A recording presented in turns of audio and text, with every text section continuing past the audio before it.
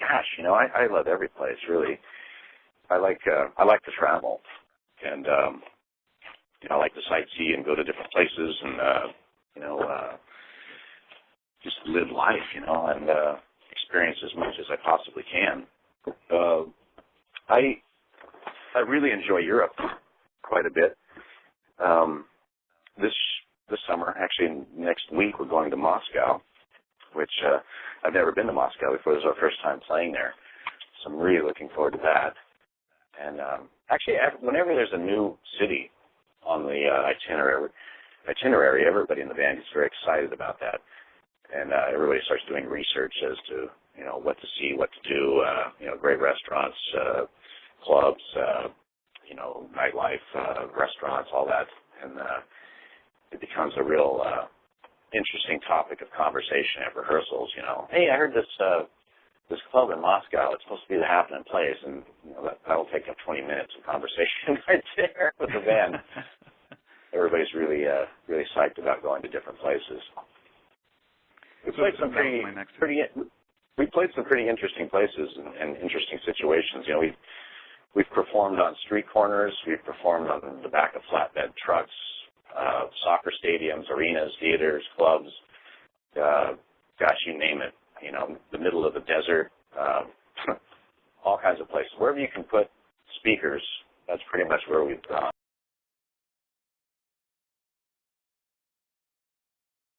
Well, they're kind of sporadic places, It's like we've never played in China yet.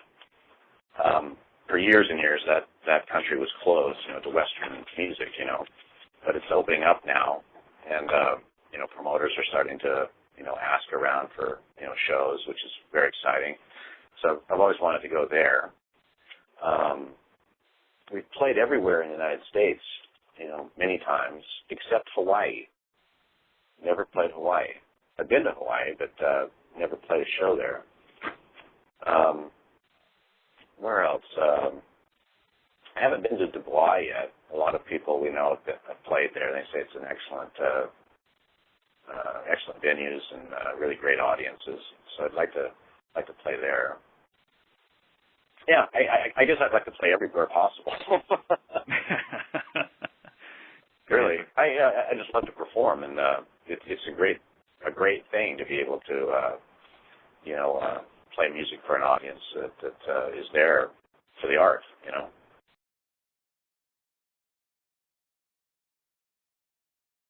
Oh gosh, there's been so many. Well, Ronnie Dio passed away recently, and Yep.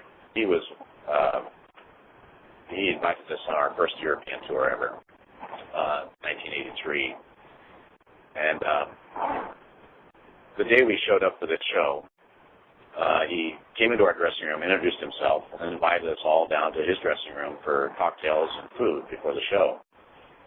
And introduced us to everybody in his band and everybody in the production. Got on first name basis with everybody, and he made sure we had catering and our dressing rooms were comfortable and all that. And I thought at the time, being young, very new to the business, I thought, oh, okay, well, this is how it's done. Well, come to find out, that never happened again. In 30 years of opening for bands and playing festivals or whatever, that I'd never experienced that. In fact, we'd go whole tours without ever, speaking to the headliner, And he was just that's the kind of guy he was, He was very aware of his impact on people, and he worked continuously at making people feel comfortable around him, He was just a very giving, warm person. And that story's always stood out to me because it's such contrast to the rest of what I have experienced. AC/DC were a wonderful band to play with. They were very accommodating and cool and down to earth, and their dressing room was always open. Stop in, have something to eat, have a beer, that kind of thing. They always had instruments set up so you could jam and play music together. And they were like a big pub band, the biggest pub band in the world.